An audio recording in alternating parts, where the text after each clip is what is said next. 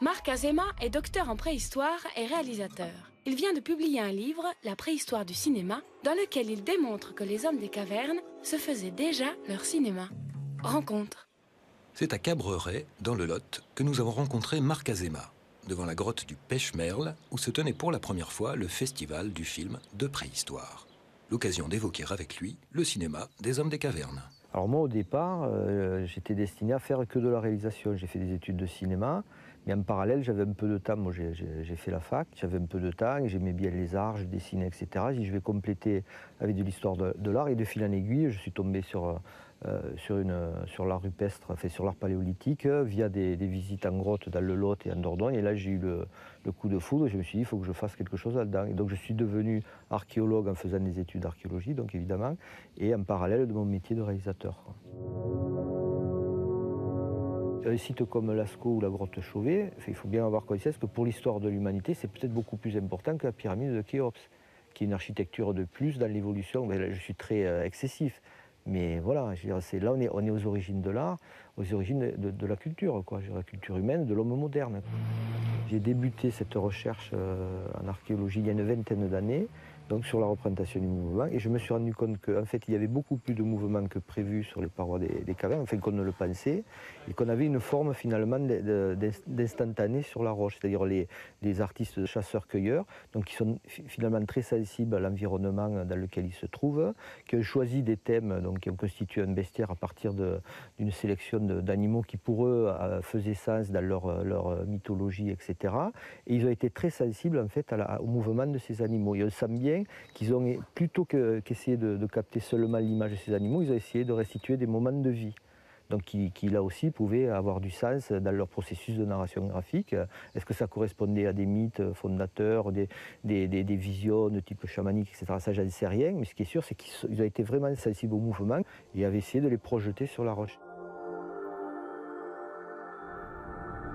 Et il se trouve qu'après, je me suis rendu compte qu'il y avait certaines figures qui allaient beaucoup plus loin, qui montraient que l'artiste avait essayé de réfléchir sur le temps et avait essayé de dilater certains mouvements rapides, quoi. Ces animations formaient parfois des séquences et que ces séquences entre elles pouvaient s'associer.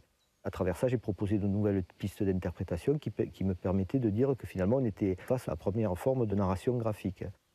Et je pense que dans l'esprit des artistes, la majorité des images étaient animées et les éclairages contribuaient à cette animation. Parce que les éclairages de l'époque, évidemment, ce sont des torches, des lampes à graisse qui étaient vacillantes et qui animaient la paroi qui elle-même était en relief. Il y a des processus d'anamorphose, donc des préhistoriens comme Norbert Ojula l'ont démontré à Lascaux, où des figures ont été représentées pour être vues sous certains angles, et c'est vrai qu'à partir de là, il y a des effets de déformation qui eux-mêmes participent de l'animation des images. Et on ne peut comprendre ces images-là qu'en se déplaçant autour des volumes, donc en se déplaçant en 3 dimensions autour de la paroi. Et donc ils ont vraiment projeté des images sur plusieurs plans.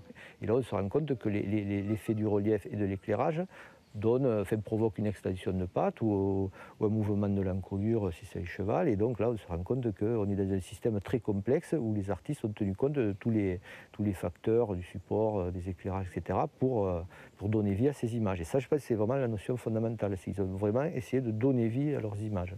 Ils produisaient de la musique, on a retrouvé des flûtanos, etc. Donc ça, on sait très bien qu'ils produisaient de la musique, ils devaient chanter. On a parfois même des représentations dans l'art mobilier qui ressemblent à des danses, etc. Bon, il n'y a pas de représentation humaine véritablement dans l'art des cavernes. C'est quelque chose qui est plus ou moins a priori tabou, qui est écarté des représentations.